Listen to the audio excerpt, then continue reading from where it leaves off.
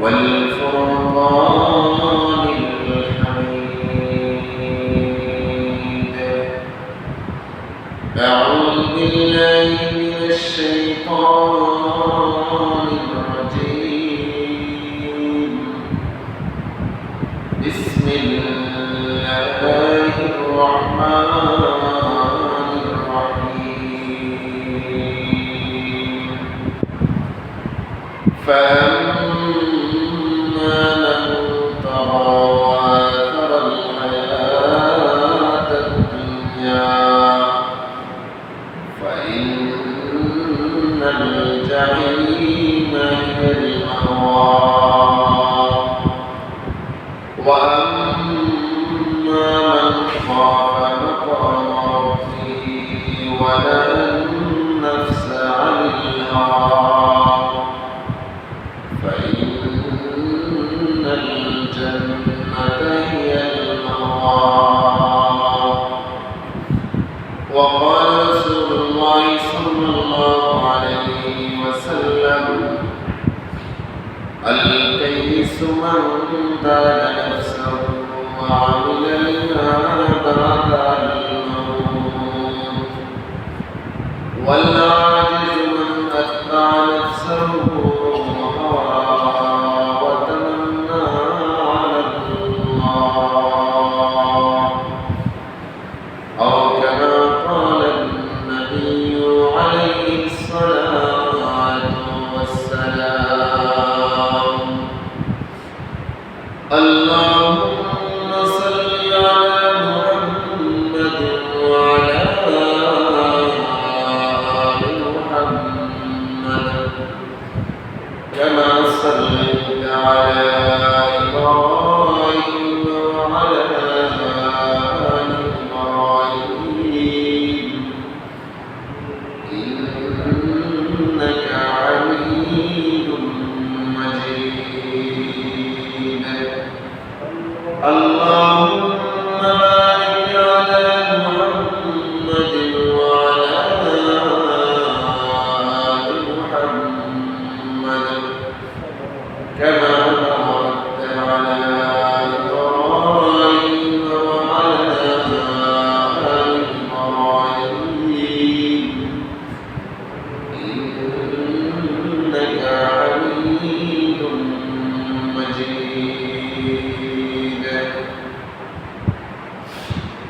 সম্মানিত মুসলিম کرام,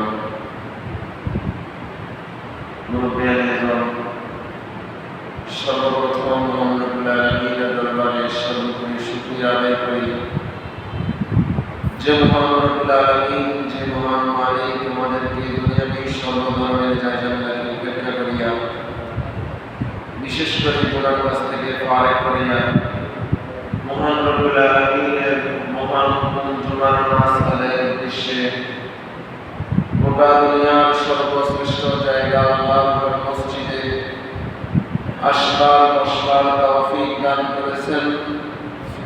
এই জন্য মহান মালিকের দরবারে, মহান মুনিবের দরবারে অন্তরের গহীন থেকে উচ্চ স্বরে, জোরে সোরে, সমস্বরে, ভক্তি ভরে, দিল থেকে কালিমাতুশ শুকর আদায় করি। সকলেই বলি আলহামদুলিল্লাহ। খুতবা এবং দুরূদ শরীফের পরে আমি আপনাদের সম্মুখে কোরআন কারীমের 30 নম্বর পারার 2 নম্বর সূরা সূরা নাজিয়াতের শেষের দিক থেকে কয়েকখানা আয়াত কারিমা তিলাওয়াত করেছি।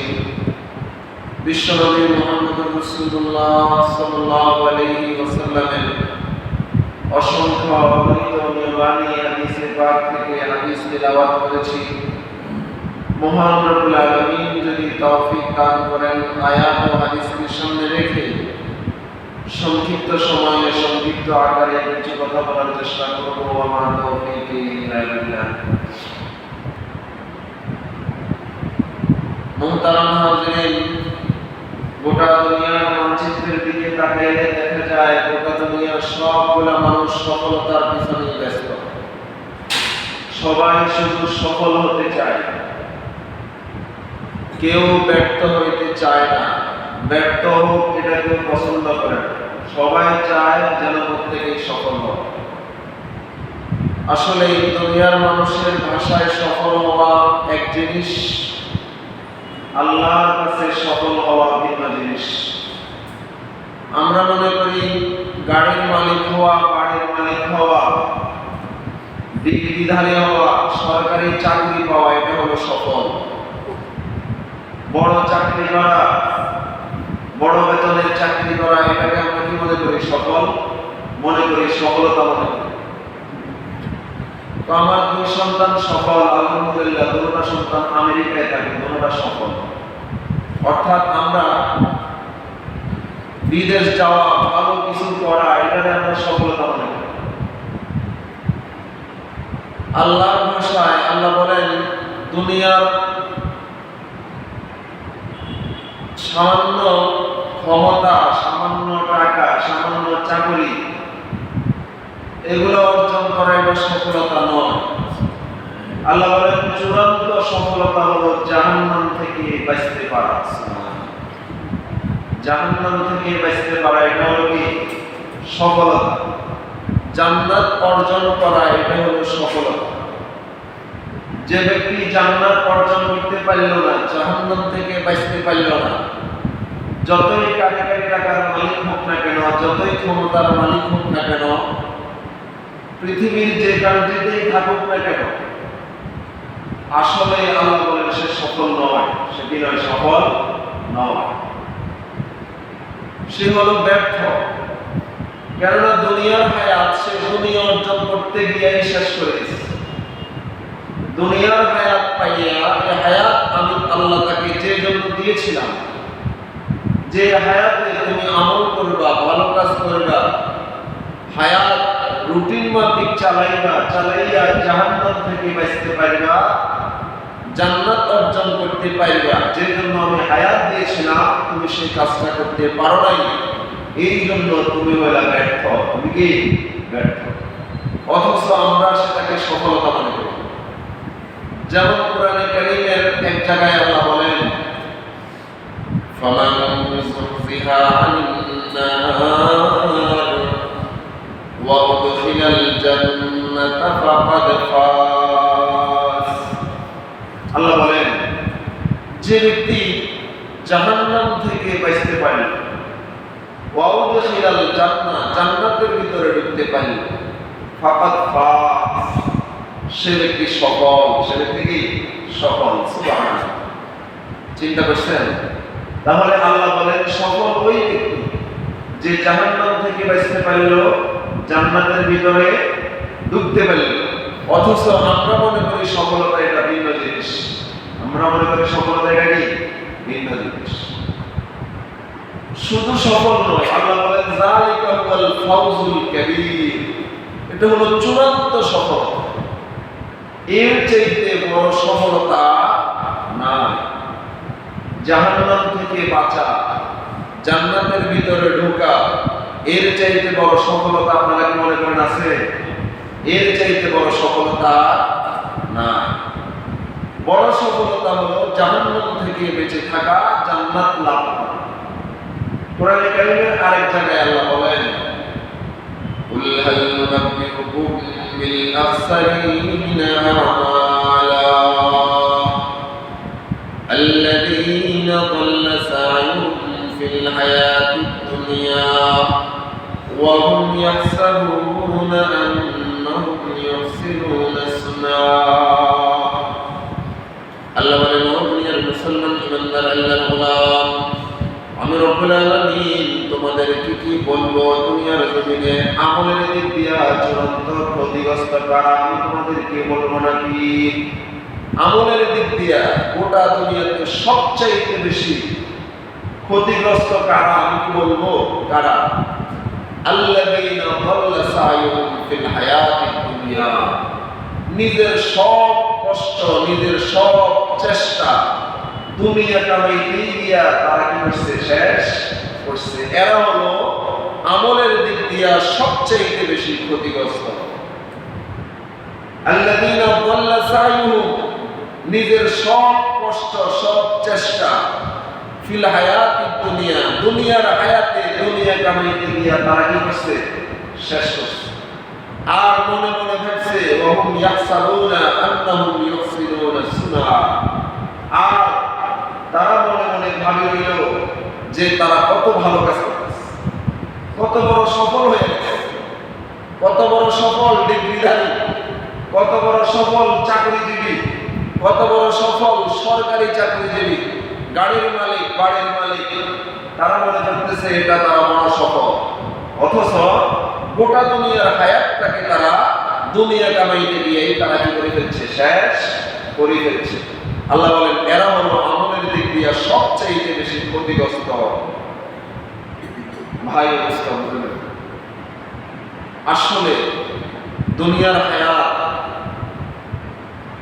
এই দুনিয়ার হায়াত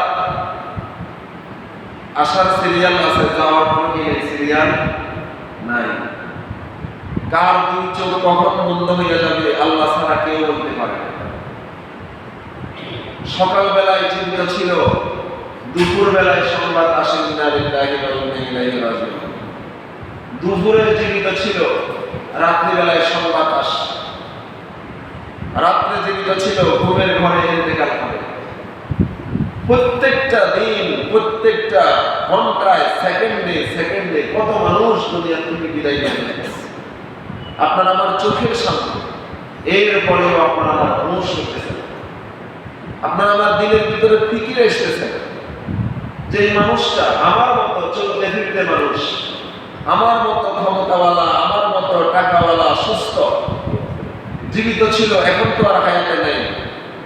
এমন তো হইতে পারে 5 মিনিট পরে আমি আর হায়াতে থাকবো না। এমন তো হইতে পারে 5 মিনিট পরে আমি অ্যাক্সিডেন্টে মারা যাবো, নাউযুবিল্লাহ। এমন তো হইতে পারে পাহাড় ধসে 5 মিনিট পরে আমার মৃত্যু হবে। এমন তো হইতে পারে গাড়ির চাকায় পিষ্ট হইয়া 5 মিনিট পরে আমার ইন্তেকাল হবে। কি বলে হইতে পারে না? কোনো গ্যারান্টি আছে? কোনো গ্যারান্টি। কার মরণ কখন হবে, কোথায় হবে, কিভাবে হবে আমরা কেউ জানি? আমরা কেউ জানি? এটা জানেন একজন, তিনি কে? এই জন্য দিনের ভিতরে ফিকির, দিনের ভিতরে হুঁশ আনা দরকার যে আল্লাহ আমাকে দুনিয়াতে পাঠিয়েছেন, কেন পাঠিয়েছেন। এই 1 ঘন্টা যদি আমার হায়াতের শেষ 1 ঘন্টা হয়, আমার হায়াতের শেষ 1টা ঘন্টা আমি কিভাবে কাটাইছি? এক আল্লাহর ওলিকে প্রশ্ন করা হয়েছে, হুজুর মালাকুল মউত আজরাইল যদি আপনার কাছে আসে, আসিয়া যদি বলে যে আগামী 1 ঘন্টা পর আপনার জান কবজ করা হবে, আপনার কাছে জানতে চাই আগামী 1টা ঘন্টা আপনি কিভাবে কাটাবেন? মনে করেন আমাদের কারো কাছে আসে যদি আজরাইল শুভাকাঙ্ক্ষী হিসাবে আসে, বলে যে ভাই 1টা ঘন্টা পরে তোমার জান কবজ করা হবে, তুমি ইন্তেকাল করবে।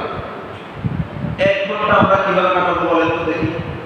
আমার তো মনে হয় 1 ঘন্টা কেউ সিজদা দেব মাথা উঠাবে, কারণ জিন্দেগির শেষ 1 ঘন্টা, শেষ ভালো যার সব ভালো তার। ইন্নামাল আমালু বিল খাওয়াতিম, রাসূল বলেন শেষ ভালো যার সব ভালো তার। তাহলে আল্লাহর ওলির কাছে প্রশ্ন করা হয়েছে যে আজরাইল যদি বলে আগামী 1 ঘন্টা পরে আপনার ইন্তেকাল হবে, জান কবজ করা হবে, আপনার কাছে জানতে চাই হুজুর 1টা ঘন্টা আপনি কিভাবে কাটাবেন? আল্লাহর ওলি বলতেছেন, ভাই খোদার কসম করে বলে যদি এমন হয়, এমনি থেকে এই ধরনের কথা আজরাইল বলবে না? বলবে না। যদিও বলে, যদি এমন হয় বাস্তবিকভাবে আজরাইল যদি বলে আগামী 1 ঘন্টা পরে তোমার জান কবজ করা হবে, খোদার কসম করে বলি গত 1 ঘন্টা আমি যেভাবে কাটাইলাম, আগামী 1টা ঘন্টাও আমি ঠিক সেভাবেই কাটাবো। সুবহানাল্লাহ। তার মানে গত 1 ঘন্টায় নাফরমানিতে কাটাইছি, বিষয়টা এমন না। তার মানে ওনারা ওনাদের হায়াতের প্রত্যেকটা ঘন্টা, প্রত্যেকটা মিনিট, প্রত্যেকটা সেকেন্ড কিভাবে হিসাব নিকাশ করে কাটাইছে একটু চিন্তা করুন। তার মানে জিন্দেগির প্রত্যেকটা ঘন্টাকে ওনারা হায়াতের শেষ ঘন্টা বলে করছে, জিন্দেগির প্রত্যেকটা মিনিটকে হায়াতের শেষ মিনিট মনে করছে, জিন্দেগির প্রত্যেকটা সেকেন্ডকে ওনারা হায়াতের শেষ সেকেন্ড মনে করছে। শেষ সেকেন্ড যেভাবে কাটাবো ফার্স্ট সেকেন্ডটাও ওনারা সেভাবেই কাটাইছে। এভাবে ওনারা আল্লাহর কাছে দামি হয়েছে। এভাবে দুনিয়ার হায়াত ওনারা বছর করেছেন, দুনিয়ার হায়াত ওনারা অতিবাহিত করেছেন, যার কারণে চিরস্থায়ী হায়াত জান্নাতের মালিকানা পেয়েছেন ওনারা। আফসোস, আমরা কিভাবে কাটাইছি? আমরা হায়াত কিভাবে কাটাইছি? আমাদের হায়াতে শুধু নাফরমানি ছাড়া আর কিচ্ছু নেই, নাফরমানি ছাড়া কিচ্ছু নেই। 24 ঘন্টার মধ্যে 1টা ঘন্টা আমরা আল্লাহর ইতাআতের মাধ্যমে কাটাইতে পারি না, আল্লাহর ইবাদতের মাধ্যমে কাটাইতে পারি না। এরপরেও আমরা নিজে কত সচ্চা মুসলমান মনে করে বসে আছি। ওই যে ওয়াহুম ইয়াহসাবুনা আন্নাহুম ইউহসিনুনা সুনআ, আগাগোড়া পুরোটাই নাফরমান, মাথা থেকে নিয়ে পা পর্যন্ত পুরোটাই কি নাফরমান, কাট্টা নাফরমান। আর মনে মনে ভাবি নিছে যে তার চাইতে সচ্চা মুসলমান আর নাই, তার চাইতে সচ্চা মুসলমান আর না।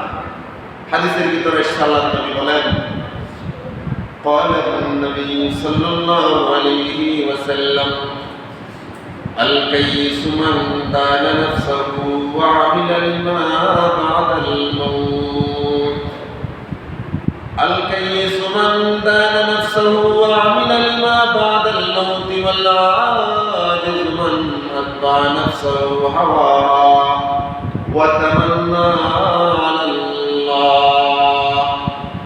আল্লাহ নবী বলেন, ও আমার মায়ের উম্মতের দল, দুনিয়ার জমিনে ওই মানুষটার চাইতে বড় জ্ঞানী আর কেউ নেই যে মানুষটা পরকালের কথা চিন্তা করে আমল করে। আর ওই মানুষটার চাইতে দুনিয়ার হায়াতে বোকা আর কেউ নেই যে মানুষটা দুনিয়ার হায়াতটা দুনিয়া কামাইতেই গিয়া শেষ করে আর বলে ইন্নাল্লাহ গফুরুর রহিম। দুনিয়া কামাইতে গিয়া দুনিয়ার হায়াত শেষ করে আর মুখে ফাঁকা বলি মারে যে আল্লাহ মাফ করে দিবে। আল্লাহ কি করে দিবে? মাফ করে দিবে। আল্লাহ মাফ করে দিবে সত্য, তবে কোন নাফরমানকে মাফ করবে না। 24 ঘন্টার 24টা ঘন্টায় যদি নাফরমানি করে আর বলে আল্লাহ মাফ করে দিবে, এটা কেমন জানি সিরা খাতা গায়ে দিয়া রাজপ্রাসাদে ঘুমানোর স্বপ্ন দেখার মতো। সিরা কাঁথা গায়ে দিয়া রাজপ্রাসাদে ঘুমানোর স্বপ্ন দেখা যেমন আগাগোড়া নাফরমানিতে ভরে আল্লাহ মাফ করে দিবে, এই স্বপ্ন দেখাটাও ঠিক তেমন। এই স্বপ্ন দেখা তেমন ভাই বুঝতে, এই জন্য এখনো দিনের ভিতরে ফিকির আনা দরকার, হোশ আনা দরকার। কোথায় আসছে, কি করতেছে, কেন আসছে? দুনিয়ার হায়াত আল্লাহ আমাকে দিয়েছেন, প্রত্যেকটা সেকেন্ডের হিসাব আল্লাহর কাছে দিতে হবে, আল্লাহর কাছে দিতে হবে। আপনি আমি মনে করতেছি নাফরমানি করতেছি, কেউ দেখতেছে না, আসলে কেউ দেখতেছে না, কিন্তু কেউ না দেখলেও একজনের চোখ ফাঁকি দেওয়া সম্ভব নয়। তিনি কে? আল্লাহ। তিনি হলেন আমার মালিক আল্লাহ। দুনিয়ার সবাইকে ফাঁকি দেওয়া যায়, আল্লাহকে কি ফাঁকি দেওয়া যায়? আল্লাহর চোখ ফাঁকি দেওয়া যায় না। আল্লাহ বলেন, ইন্না রাব্বাকা লাবিল মিরসাদ, আমি আল্লাহ এমন জায়গায় আছি তোমরা কেউ আমাকে দেখতেছ না, কিন্তু আমি রব তোমাদের প্রত্যেককে সেকেন্ডে সেকেন্ডে অবজার্ভ করতেছি। আমি রব দেখতেছি কি করতেছ, আমি রব দেখতেছি হায়াতের মূল্যবান সময় কিভাবে কাটাইছ। ভাই বুঝুন, বলতেছিলাম সফলতা আর ব্যর্থতা কিসে? বলেন তো দেখি, সফল কারা? যারা জান্নাত লাভ করতে পারলো, জাহান্নাম থেকে বাঁচতে পারলো, তারাই কি সফল। আর যারা জান্নাত ধরল না, জান্নাত ধরল না, জাহান্নাম ছাড়ল না, যত বড় ডিগ্রিধারী হোক না কেন, যত বড় চাকুরিধারী হোক না কেন, যত বড় ক্ষমতাওয়ালা আর টাকাওয়ালা হোক না কেন, তারা কি সফল নাকি ব্যর্থ? ব্যর্থ। অথচ আমরা মনে করি সেটাই সফলতা। আমরা যেটারে সফলতা মনে করি, আল্লাহ বলেন সেটা হলো চূড়ান্ত ব্যর্থতা। আর আমরা যেটারে চূড়ান্ত ব্যর্থতা মনে করি, ছোট্ট ছেলেটা কিছু করতে পারলাম না, সে কি করে? সে শুধু নামাজ পড়ে আর গাড়ি নিয়ে তাবলীগে ঘুরে, তার কোনো জীবনের কোনো কুল কিনারা হয় না। আল্লাহ বলেন সেই চূড়ান্ত সফল, সেই কি চূড়ান্ত সফল। ওয়াদালিকা হুয়াল ফাউজুল কাবীর, আল্লাহ বলেন এটাই চূড়ান্ত সফলতা। ভাই অবস্থা বুঝুন, যে আয়াতে কারিমা আমি আপনাদের সামনে তিলাওয়াত করছি, এই আয়াতের মধ্যে আল্লাহ এটাই বলেন, فَأَمَّا مَنْ طَغَى وَآثَرَ الْحَيَاةَ الدُّنْيَا فَإِنَّ الْجَحِيمَ هِيَ الْمَأْوَى। আল্লাহ বলেন, ও দুনিয়ার মুসলমান ইমানদার আল্লাহর গোলাম, দুনিয়ার জমিনে যেই মানুষটা সীমা লঙ্ঘন করে, আল্লাহর সীমানা অতিক্রম করে, সীমানা লঙ্ঘন করে, ওয়াতারাল হায়াতাদ দুনিয়া, সীমানা লঙ্ঘন করতে করতে, সীমা লঙ্ঘন করতে করতে দুনিয়ার হায়াতটাকে বরবাদ করে দেয়, দুনিয়ার হায়াত নষ্ট করে দেয়, তার ঠিকানা হবে জাহান্নাম। দুনিয়াতে যারা আল্লাহর সীমা লঙ্ঘন করে, আমরা জন্ম থেকে নিয়ে মৃত্যু পর্যন্ত কিভাবে চলবো, কিভাবে করব, কোরআন নামক সংবিধানের মাধ্যমে আমাদের সীমানা ঠিক করে দিয়েছেন কে? কথা বলেন কে? আল্লাহ বলেন, ফাতমা মান তাগা, যদি তুমি দুনিয়াতে সীমা লঙ্ঘন করো, সীমা লঙ্ঘন করো, সীমা লঙ্ঘন করার পরিণাম কখনো ভালো হয় না। দুনিয়ার মানুষের ভাষায় সীমানা লঙ্ঘন করার পরিণাম কি হয় না? ভালো হয় না। আল্লাহর ভাষায় সীমানা লঙ্ঘন করার পরিণাম ভালো হয় না। আল্লাহ বলেন, ফাতমা মান তাগা, যদি তুমি সীমা লঙ্ঘন করো, সীমা ছাড়িয়ে ফেলো, ওয়াতারাল হায়াতাদ দুনিয়া, আর দুনিয়ার হায়াতটাকে শুধু দুনিয়া কামাইতে গিয়েই শেষ করে ফেলো, দুনিয়ার পিছনে দৌড়তে দৌড়তে শেষ করে ফেলো, ফাইনাল জাহিমা হিয়াল মাওয়া, শোনো শোনো, তোমার ঠিকানা হবে জাহান্নাম। তোমার ঠিকানা কি? জাহান্নাম। তোমার ঠিকানা কি? জাহান্নাম। ভাই অবস্থা বুঝুন, কোরআনে কারীমের আরেক জায়গায় আল্লাহ বলেন, সূরাতুল আলার শেষের দিকে আল্লাহ বলেন, ইন্না সাইকুম লাশাদ্দা, দুনিয়াতে আমরা যতগুলা মানুষ আছি সবগুলা মানুষ কি এক কাজ করে না এক একজন এক এক রকমের কাজ করে? কথা বুঝেন নাই? কেউ কলম দিয়া ভালো কিছু লেখে, আর কেউ কলম দিয়া সুদের কাজ কারবার করে, কলমের খোসা দিয়ে কোটি টাকা আত্মসাৎ করে। সবাই কি এক এক কাজ করে? এক একজন এক এক কাজ করে। আল্লাহ বলেন, ইন্না সাইকুম লাশাদ্দা, দুনিয়াতে যেমন তোমরা এক একজন এক এক পেশায় নিয়োজিত, এক একজন এক এক কাজ করতেছ, এক একজন এক এক ভাবে দুনিয়ার হায়াত নষ্ট করতেছ, ঠিক তেমনি ভাবে কিয়ামতের ময়দানেও এক এক রকমের কাজের ফলাফল এক এক রকম হবে। দুনিয়ার হায়াতে যদি তুমি ভালো কিছু করিয়া দুনিয়ার হায়াত শেষ করো, এই ভালো কিছুর ফলাফল অবশ্যই ভালো হবে। আর দুনিয়ার হায়াতে যদি তুমি সীমা লঙ্ঘন করিয়া দুনিয়ার হায়াতটাকে তুমি বরবাদ করে ফেলো, সীমা লঙ্ঘনের ফলাফল খুব খারাপ হবে, খুব খারাপ হবে। দুনিয়ার হায়াতে তোমাদের প্রত্যেকের এক একজনের কাজ যেমন এক এক রকম, ঠিক তেমনি ভাবে প্রত্যেকের ফলাফল কিন্তু একরকম হবে না, এক একজনের ফলাফল হবে এক এক রকম। এই জন্য হাদিসের ভিতরে এসেছে, একটা মানুষ যখন মায়ের গর্ভ থেকে ভূমিষ্ঠ হয়, দুনিয়ার জমিনে যতগুলা মানুষ এই পর্যন্ত আসছে, সবাই আমরা মায়ের গর্ভ থেকে কান্না করতে করতে আসছি। যদি কেউ জন্ম হইয়া না কান্দে, তারে ডাক্তাররা থাপড়াইয়া বলেও কি করায়? বুঝতে জানো মনে? যদি কেউ কান্নাকাটি না করে, সে কি সুস্থ না অসুস্থ? আপনারা কথা বলেন না কেন? সুস্থ না অসুস্থ? অসুস্থ। ন্যাচারাল যে সন্তান জন্ম হওয়ার পরেই প্রথমে কি দিবে? কান্না করবে। এটা হলো সুস্থতার লক্ষণ। এটা হলো কি? সুস্থতার লক্ষণ। দুনিয়ার হায়াতে যতগুলা মানুষ আসছে, সবগুলা মানুষের আগমনের কোয়ালিটি কিন্তু একরকম। সবাই মায়ের গর্ভ হয়ে আসছে, সবাই কান্না করতে করতে আসছে, কি বলেন? তাই না? কিন্তু দুনিয়ার হায়াত যেদিন শেষ হবে, কথাগুলো দিলের কান লাগাইয়া বোঝার চেষ্টা করবো ভাই, শুধু কানসুট করার জন্য বলতেছি না। দুনিয়ার হায়াত আপনার আমার প্রত্যেকের শেষ হবে কিনা? নাকি কেউ থাকতে পারবো? কেউ থাকতে পারবো? মৌত কাসিন কুল্লু নাসিন শারিবুন, মৌত কাসিন কুল্লু নাসিন শারিবুন, কবরু বাইতিন কুল্লু নাসিন দাখিলুন, কবরু বাইতিন কুল্লু নাসিন দাখিলুন। মৃত্যুর শরাব সবাইকে পান করতে হবে। কবর নামক ঘরে সবাইকে ঢুকতে হবে, চাইলেও ঢুকতে হবে, না চাইলেও ঢুকতে হবে। মৃত্যুর শরাব চাইলেও পান করতে হবে, না চাইলেও কি করতে হবে? পান করতে হবে। যার জন্য আকাশ বাতাস সবকিছু সৃষ্টি করছেন, তিনি কি হায়াতে থাকতে পারছেন? আপনারা আমার নবীর কথা বলতেছি, দয়াল নবী, মায়ার নবী, রহমাতুল লিল আলামিন, ওনার জন্যই সবকিছু আল্লাহ সাজিয়েছেন। উনি কি হায়াতে থাকতে পারছেন? ইন্নাকা মাইয়িতুন ওয়া ইন্নাহুম মাইয়িতুন। আল্লাহ বলেন আপনাকে মরতে হবে। উনি যেহেতু হায়াতে থাকতে পারেন নাই, তা আপনি আমি কি থাকতে পারবো? হয়তো বা কেউ আগে যাবো, নতুবা কেউ পরে যাবো, ব্যবধান এতটুকু। বাকি সবাই যাইতে হবে, সবাই কি যাইতে হবে।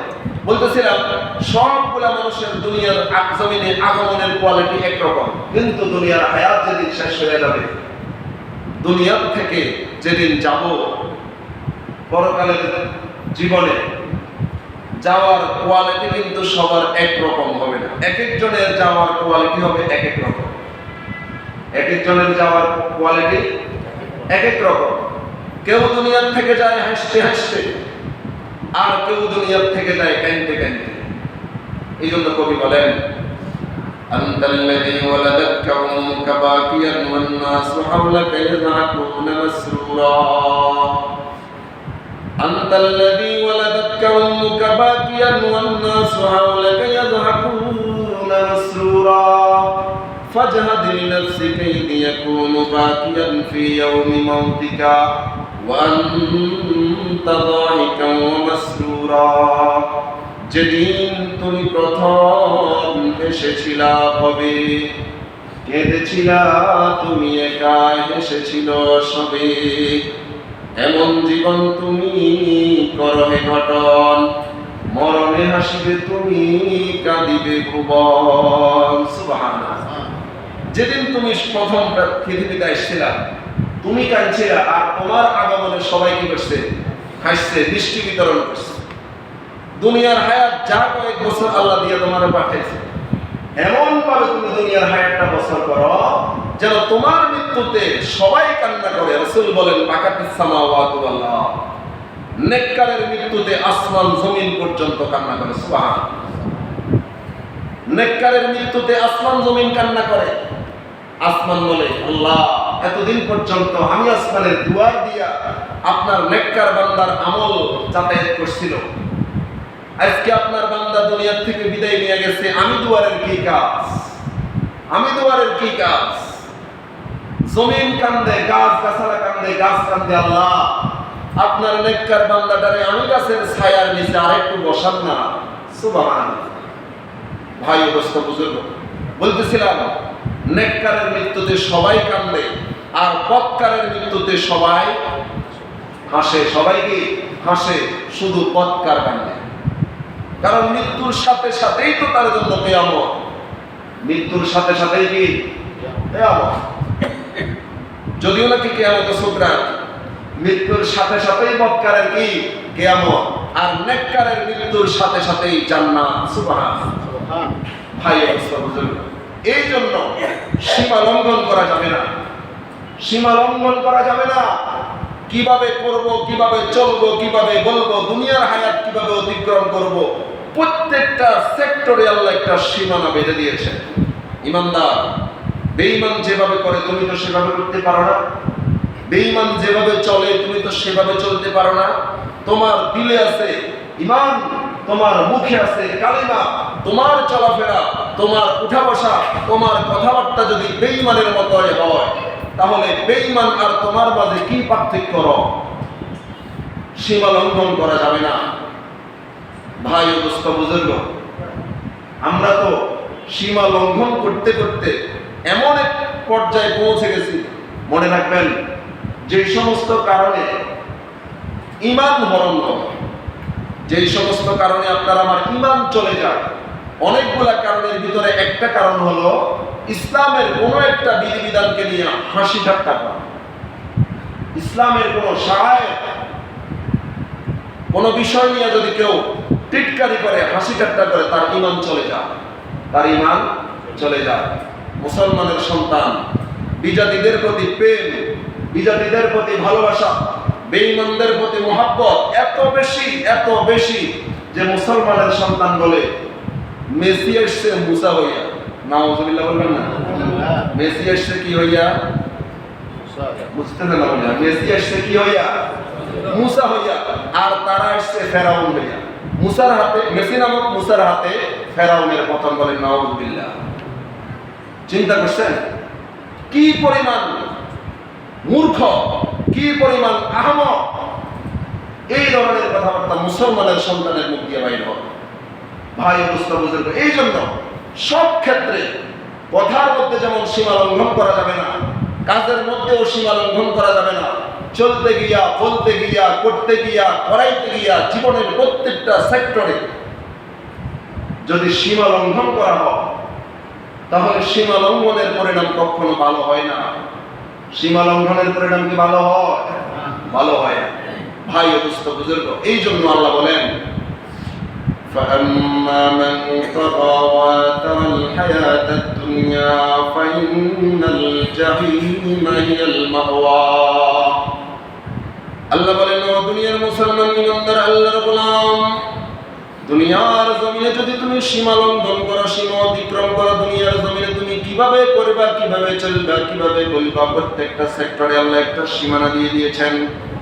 যদি দুনিয়ার হায়াতে তুমি আল্লাহর সীমানা লঙ্ঘন করো, আল্লাহর সীমানা লঙ্ঘন করতে করতে করতে করতে যদি তুমি দুনিয়ার হায়াতটাকে বরবাদ করে ফেলো, ফাইনাল জাহিম হিয়াল মাওয়া। সীমা লঙ্ঘনের পরিণাম কখনো ভালো হয় না, তোমার পরিণামও ভালো হবে না, তোমার পরিণাম হবে জাহান্নাম। এটা হলো জাহান্নামীদের পরিচয়। পক্ষান্তরে আল্লাহ বলেন, যদি তুমি দুনিয়ার হায়াতে সীমা লঙ্ঘন না করো, দুনিয়ার হায়াতে সীমা লঙ্ঘন না করো, দুনিয়ার হায়াত কাটা, তবে وَأَمَّا مَنْ خَافَ مَقَامَ رَبِّهِ وَنَهَى النَّفْسَ عَنِ الْهَوَى। আর যদি দিলের ভিতরে খৌফ ও খাশিয়াতে খোদাবন্দি থাকে, দিলের ভিতরে যদি তোমার আল্লাহর ভয় থাকে, দিলের ভিতরে তোমার আল্লাহর ভয় রাখার মাধ্যমে যদি তুমি দুনিয়ার হায়াতটাকে ঈমান ও আমলের পিছনে মেহনত করিয়া তুমি শেষ করো, ঈমানের পিছনে মেহনত করে দুনিয়ার হায়াত শেষ করো, আমলের পিছনে মেহনত করে দুনিয়ার হায়াত শেষ করো, তাহলে তোমার জন্যই রয়েছে সুসংবাদ জান্নাতের। সুবহানাল্লাহ। এই হলো আল্লাহ সংক্ষেপে জান্নাতি কারা আর জাহান্নামী কারা এটার পরিচয় দিয়েছে। ভাই বুজুর্গ, তাহলে এতক্ষণের আলোচনা দ্বারা বোঝা গেল আমাদের ভাষায় সফলতা এক জিনিস, আল্লাহর ভাষায় সফলতা ভিন্ন জিনিস। আমরা মনে করি দুনিয়া কামানো, দুনিয়া পাওয়া এটা সফলতা, আল্লাহ বলেন এটা হলো চূড়ান্ত ব্যর্থতা। আমরা মনে করি দুনিয়া কিচ্ছু পাইলাম না, শুধু আখিরাত পাইলাম, এটা ব্যর্থতা, আল্লাহ বলেন এটাই হলো চূড়ান্ত সফলতা, এটা হলো চূড়ান্ত সফলতা। যদি দুনিয়ার সীমানা, আল্লাহর বেঁধে দেওয়ার সীমানা যদি লঙ্ঘন করা হয়, আল্লাহর সীমানা লঙ্ঘনের মাধ্যমে যদি দুনিয়ার হায়াতটাকে নষ্ট করে ফেলি, আল্লাহ বলেন সীমা লঙ্ঘনের পরিণাম কখনো ভালো হয় না, তোমার পরিণামও ভালো হবে না, তোমার পরিণাম হবে জাহান্নাম। আর যারা দিলের ভিতরে খৌফ ও খাশিয়াত, আল্লাহর ভয় দিলের ভিতরে রাখে, সীমানা লঙ্ঘন না করে, সীমানা লঙ্ঘন না করে, সব কিছুর মূল হলো দিলের ভিতরে আল্লাহর ভয়, দিলের ভিতরে আল্লাহর ভয়। যে মুসলমানের হৃদয়ে আল্লাহর ভয় আছে, ওই মুসলমানের মুখ দিয়া এমন কোনো কথা বাইর হইতে পারে না যে কথায় মালিক অসন্তুষ্ট হয়ে যায়। যে মুসলমানের হৃদয়ে আল্লাহর ভয় আছে, তার মাধ্যমে এমন কোনো কাজ কখনো সংগঠিত হবে না যেই কাজের মাধ্যমে আল্লাহ কি হয়? অসন্তুষ্ট হয়, নারাজ হয়। সব কিছুর মূল হলো দিলের ভিতরে আল্লাহর ভয়। দিলের ভিতরে কার ভয়? মুমিন মুসলমান আমাদের হৃদয়ে কার ভয় আছে? কার ভয় আছে বলেন না? আল্লাহর ভয়। কাজেই আমাদের ভিতরে আল্লাহর ভয় আছে কিনা এটা প্রকাশ পাবে আপনার আমার কথাবার্তার মাধ্যমে, এটা প্রকাশ পাবে আপনার আমার কাজকর্মের মাধ্যমে।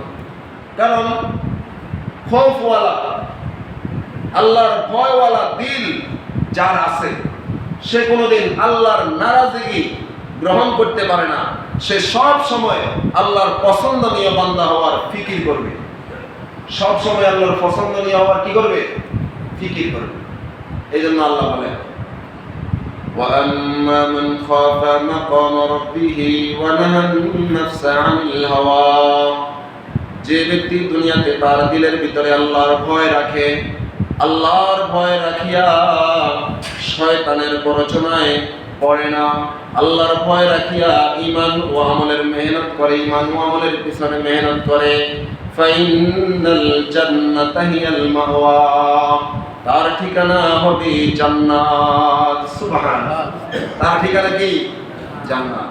কিতাবের ভিতরে এসেছে এক আল্লাহর বান্দা ইন্তেকালের পূর্বে যার দিলের ভিতরে যাররা পরিমাণ আল্লাহর ভয় আছে, যার দিলের ভিতরে সরিষার দানা পরিমাণ আল্লাহর ভয় আছে, সেও কোনোদিন নাফরমানি করতে পারে না। সেও কোনোদিন কি নাফরমানি করতে পারে না। নাফরমানিটা করবে কোথায়? যেখানেই নাফরমানি করতে যাবে সেখানেই কি আছে? আল্লাহ। বুঝতেছেন না? সেখানেই কি আছে? আল্লাহ। আমরা দুনিয়ার মানুষ চাকরি করে, উপরস্থ যখন কর্মচারী আসে, নিজের থেকে উপরের লেভেলের কর্মকর্তার সামনে আমরা ভয় পাই, যেন আমাদের কি ধরতে না পারে, দোষ ধরতে না পারে, ভুল ধরতে না পারে।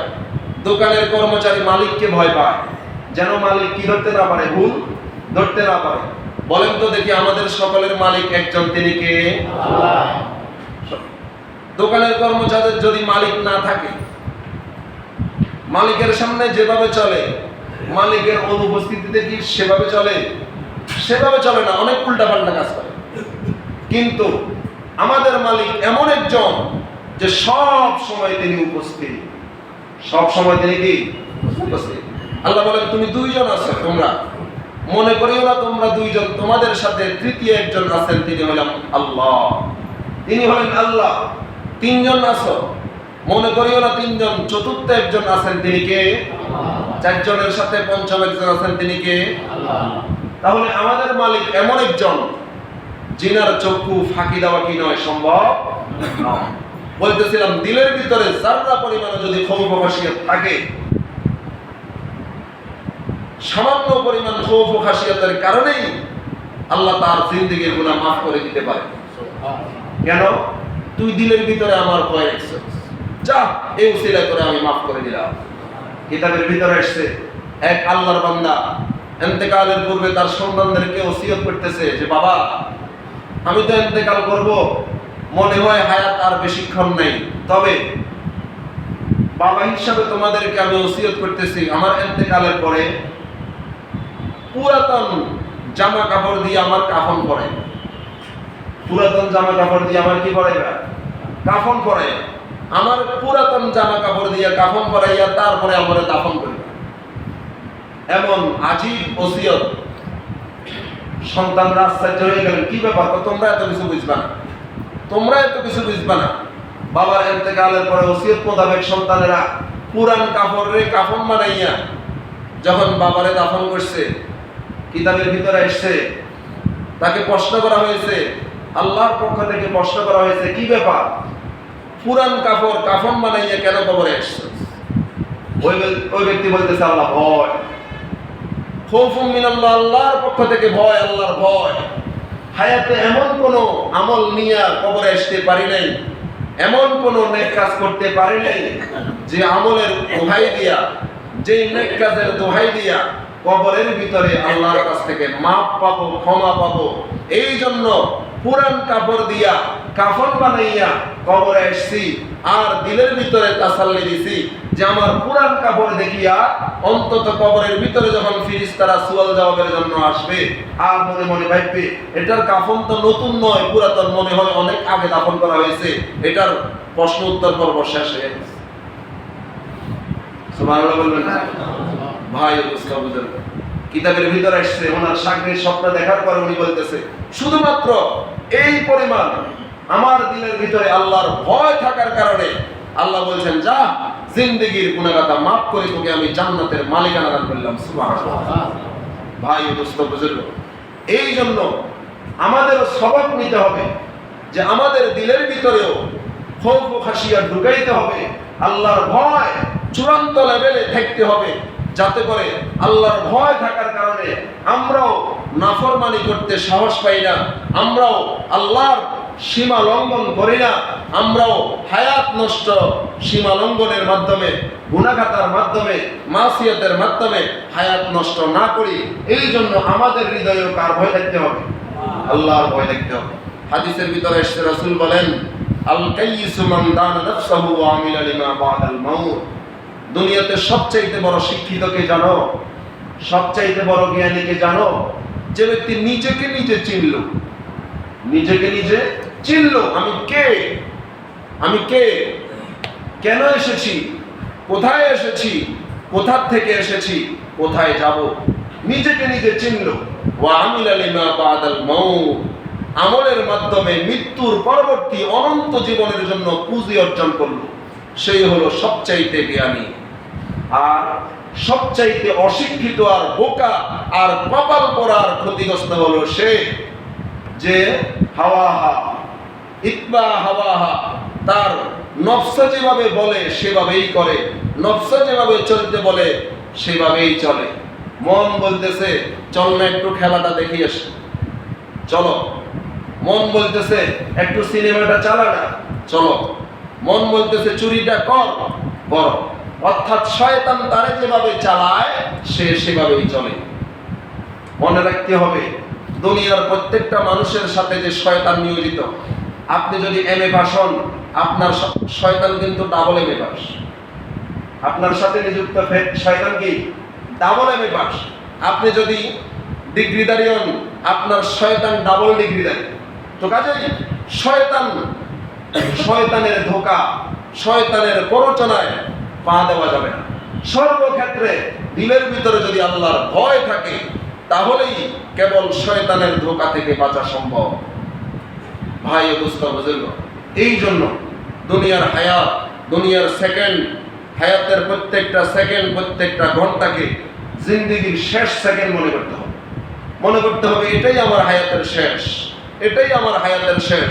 এভাবেই যদি কড়াই গন্ডায় হায়াতের হিসাব নিকাশ করি, হায়াত চালাইতে পারে, ইনশাআল্লাহ এই হায়াত অহেতুক কাজে ব্যয় হবে না। এই হায়াত মৃত্যুর পরবর্তী অনন্ত জীবনের পুঁজি উপার্জনের কাজে ব্যয় হবে। মহান রব্বুল আলামিন যা যা বলেছি সর্বপ্রথম আমাকে, তারপর আমাদের সবাইকে বুঝায় এবং আমল করার তৌফিক দান করুন। সকলে বলি আমিন। ওয়া আখিরু দাওয়ানা আনিল হামদুলিল্লাহি রাব্বিল আলামিন। যারা সুন্নাত পড়েন